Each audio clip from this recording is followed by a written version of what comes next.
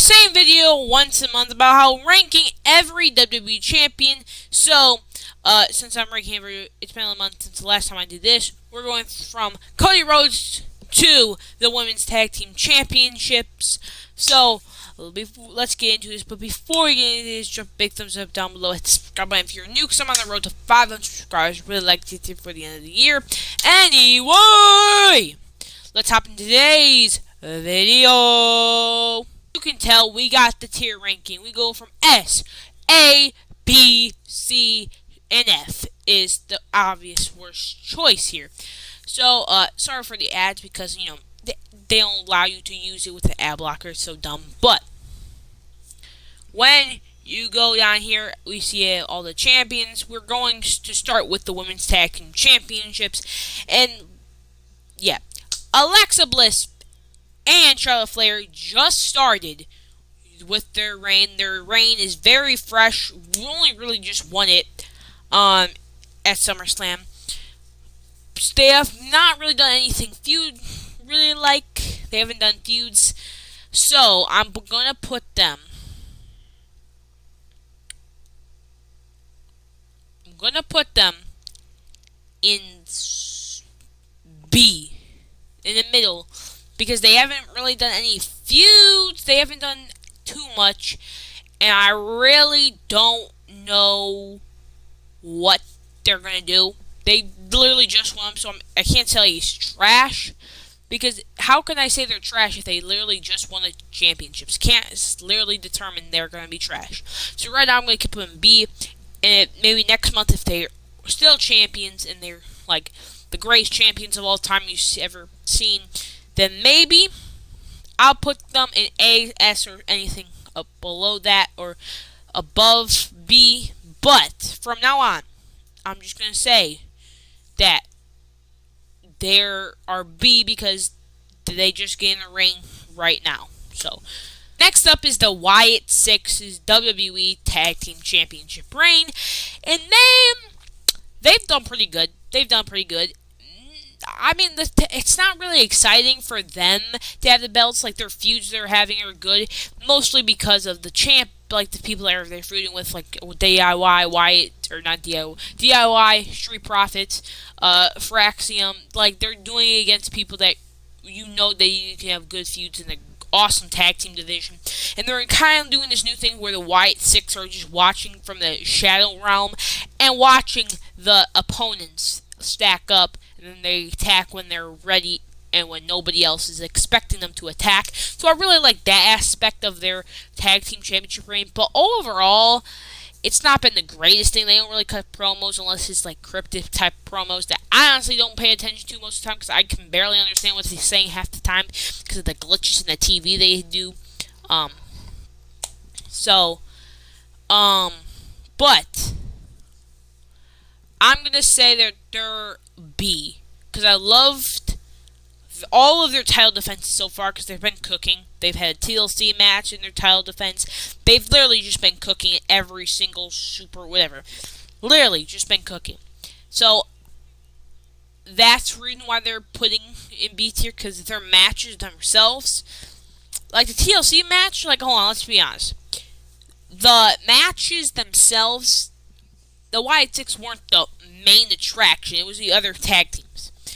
But they've been pretty good. So, I'll just put them in B because their matches have been good. But their reign itself, I'd rather have someone else's tag team champions instead of the Wyatt Six. So, up, it's the Dead Tag Team Division. The Judgment Day, Finn Balor and JD McDonough with the World Tag Team Championships. And you know is they're in the Tag Team Championships and they've only defended them once. And they belong in C tier because they're absolute garbage. They haven't done anything at all except to be trash. Because, let's be fair, they're kind of trash. The tag team division's dead anyway, so it doesn't even matter. Also, the matches they can have in the tag team division are good because the tag team division if they actually work on it, have storylines in it, and all this stuff that would be fire. But they don't put any storyline effort into any of the matches or feuds for these World Tag Team Championships, so that makes the division dead. So we just have two people holding belts and they're having championships, and nobody really cares about these belts. Like, nobody really does. So that's why they're going in C tier, because it's in a dead tag team division. But they're not going in F tier because this reign is way better than their last reign. Because maybe if I did this maybe in like November of last year when they were tag team champions, I might have said other and garbage because they barely didn't defend them for 70 plus days after they won them. So yeah, but this reign is a lot better than last reign. So I'm just putting them C tier because matches. Because they're actually defending them this time, unless last time, and they're actually having decent matches with them. So, yeah. Actually like this way better than the last reign, but still in a dead tag team division. Time to move over to the women's mid-card division, where we're starting off with Giulia. And yes, Giulia still doesn't have a championship rendered. WWE, what are you doing? She literally won the title before Solo Sikoa, and Solo Sikoa has had now two championship renders before Giulia's had even one. So WWE, you need to fix that. Anyway, Giulia won her championship the night before Night of Champions.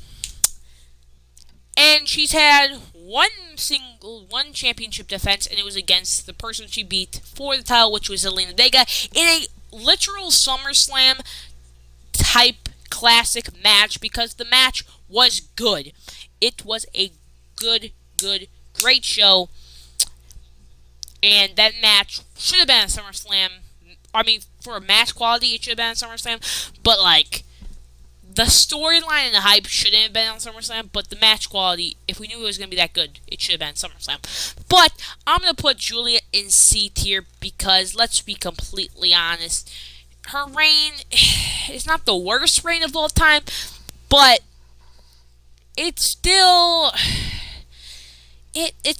not the best. It's still not the best. She could use a little bit more feud because she hasn't really feud. Looks like she's going into a feud with Michin, but who really knows, because that feud has even barely started, so we can't really say that. So, yeah. So, I'm just going to put Giulia in C tier because, I don't know, she barely has any feuds, but it hasn't been the worst reign of all time. Maybe in next month, if the reign still hasn't been any good, then at that point, just toss them. I'll put them in F. I'll put Giulia in F next month. If the reign has had no storylines, no matches, and just complete utter trash, then yeah. A women's Intercontinental Champion in Becky Lynch. Becky Lynch, I will say, is literally has saved this division, because when Lyra Valkyria was holding it from January to, I would say, about the time April, that championship was basically the same as the Women's United States Championship, meaningless. No story, no anything. But as soon as Becky Lynch and Lyra started that feud, that championship stock rose dramatically and made that championship just better in overall fashion. Which means it's a good division. It's a healthy, strong, alive division, and looks like Becky Lynch is about going to feud with Nikki Bella. It seems to be. Maybe I'm wrong, but that's what it looks like WWE's going into fashion. Anyway, it's time to rank where Becky Lynch ranks, and it's A. Becky Lynch has literally revived the Women's Intercontinental Championship division. Evan Bailey got added to it, got revived, and the feud that Becky and Lyra had going into SummerSlam of 2025 literally helped this championship go from literally nobody cared about it to one of the top titles on Monday Night Raw, which I really enjoyed how that works. and Becky Lynch goes in A tier. The women's mid-card division, we go into the men's mid-card division, where we see the United States champion Solo Sikoa. Solo Sikoa won the championship at Night of Champions, and his reign has been really lackluster. He's literally losing every single episode of Friday Night SmackDown, and I would be fine if he was losing, but he literally is getting pinned every episode of Friday Night SmackDown. He's getting pinned. He shouldn't be getting pinned as United States champion. He got Tonga Loa, who we got? JC Mateo, Tala Tonga, Longa Tonga, Loa Tonga, to literally take pins for him, and yet Solo is the one getting pinned. The only time he's not getting pinned is when he defends his United States Championship on PLEs, bro. And yet again, he still barely pins anybody because he got out of the cage at SummerSlam. But still, just gonna say, his championship reign has been so bad. It's not as bad as Julia's, but it's pretty bad, where it actually belongs in at C tier, because it's not the worst thing of all time, but it's pretty bad where it belongs in C tier, because it just simply does belong there. So, yeah, there's no other place for it to go except C tier, because, yeah, absolutely garbage. Dominic Mysterio, the king of luchadors, is the greatest and the current Intercontinental Champion of the men's division. He's held this championship since WrestleMania 41 and has continued to hold it till this day of August 17th of 2025, which is good. Has and is my favorite Intercontinental Championship to this day. And he's had feuds with luchadors. Most recently, AJ Styles. He's had AJ Styles luchador, but anyway, Dominic has had feuds with who has he had feuds with? He's had feuds with Penta, Octagon Jr. Yes, he's had 2 feuds with 2 geometrical shapes. And then his feud with AJ Styles, which has been hilarious, seeing AJ go to Mexico City just to cost Dominic the match. Which was hilarious. And then AJ dressing up in different costumes just to keep his eyes on Dominic and see if Dominic's actually really injured, even though he was. Come on, he's Dominic. Why would Dominic lie? Which makes me believe that Dominic's Intercontinental Championship reign has been absolutely awesome, and which makes me put him in B tier, because he's the GOAT and he's the greatest Intercontinental Champion of all time. No ifs, ands, or buts about that.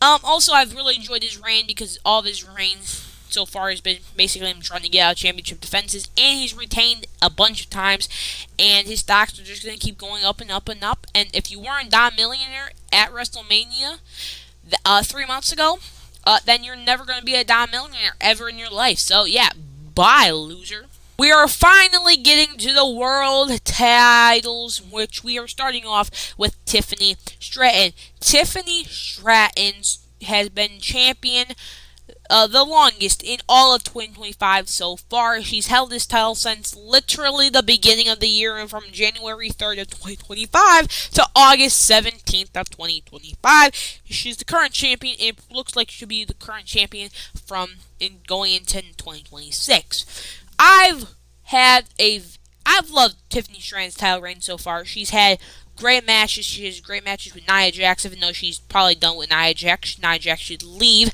Tiffany alone, since we've already seen that Tiffany has beat Nia multiple times. I love that match with Trish Stratus at Evolution. Great chemistry between both of them. I feel like if they had a little bit more time, they would have a better match than they ended up doing, but I loved it in general. And I haven't liked the last title defense she had, which was against Jade Cargill at SummerSlam. Really enjoyed that. Really, honestly, quick match, but still good choreography of the match, and still just a short, quick, great choreography match that I think really enjoyable to newer wrestling fans. If you want to try to get someone interested in wrestling, show them that match. But there has been downs of Tiffany's championship reign, like, not defending it as often as you think she would. She didn't. I don't even think she has a literal title match, maybe. But I really enjoyed Tiffany's title reign, so I'm gonna put her title reign in the B category. Really loved it so far. Think it's been pretty good, and I think if she has a couple more months with the championship, and honestly, I think she should have a year-long reign. But that's enough about me. I think we could see a big. I really loved it, so I think we should continue this Tiffany Stratton title reign going forward. Women's World Champion Naomi. Now, Naomi, I don't know what's going on with her. Tomorrow we find out, or actually today, as the recording of the video, it's tomorrow.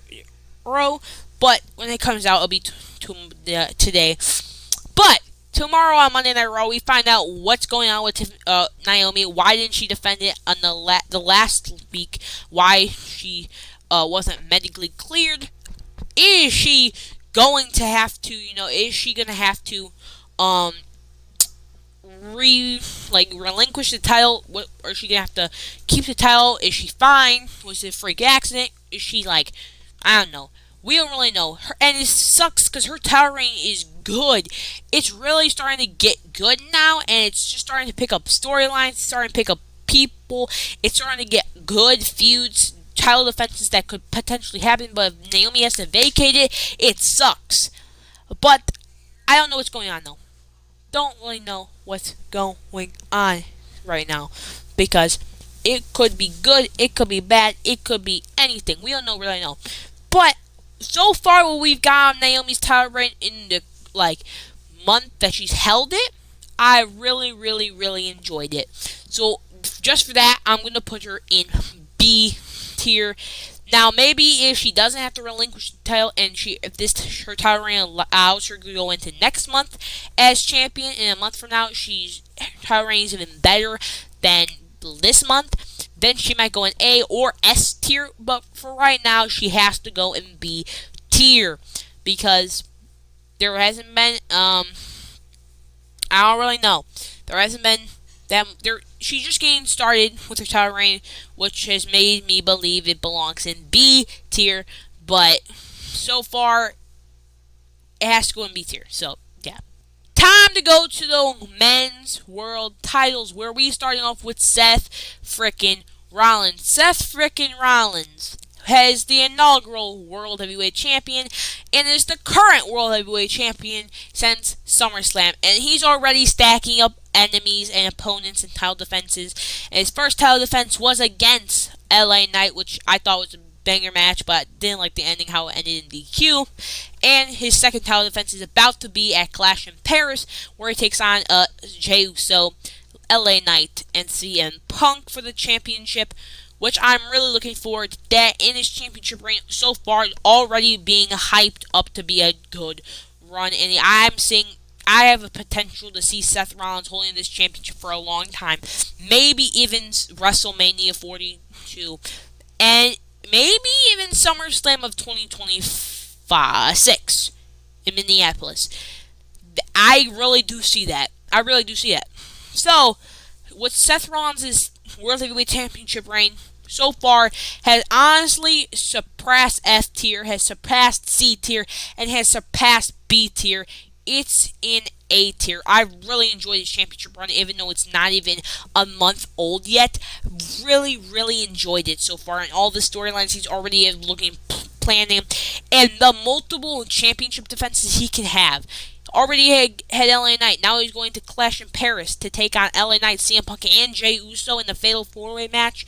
It's about to start cooking, and the potential to have Roman Reigns next month. This might be an S tier next month. We don't know. It literally might be an S tier next month. We will find out. If WWE keeps cooking with Seth Rollins' title reign like they have been, Seth Rollins could go down as the greatest current World Heavyweight Champion of all time. Time for the face of the company, the American Nightmare, Cody Rhodes, and the WWE Champion, Cody Rhodes. Time to find out. Cody Rhodes won the championship against John Cena at SummerSlam 2025 at the main event of night 2. And he's already going into a feud. It looks like what to be at Clash in Paris. 2 weeks from now.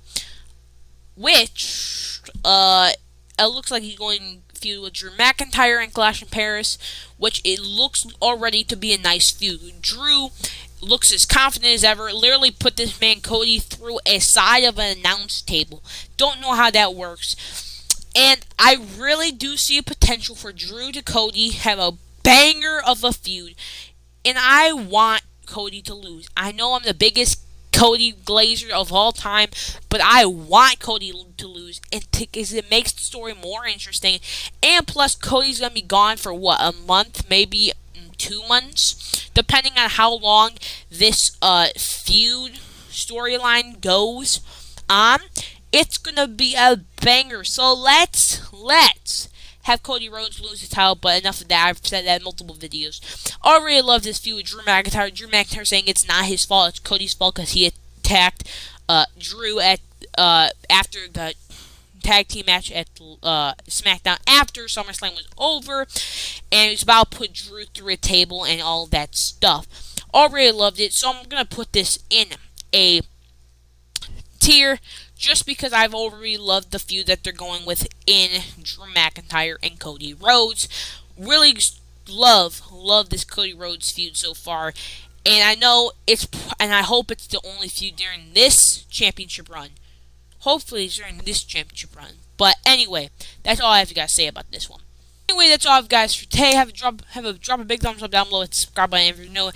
Also, if you enjoyed today's video, drop a comment down below thinking if you have any other suggestions on the ranking. Do you think I was wrong, right, or anything in between? Anyway, have a beautiful rest of the day. See you tomorrow. Bye.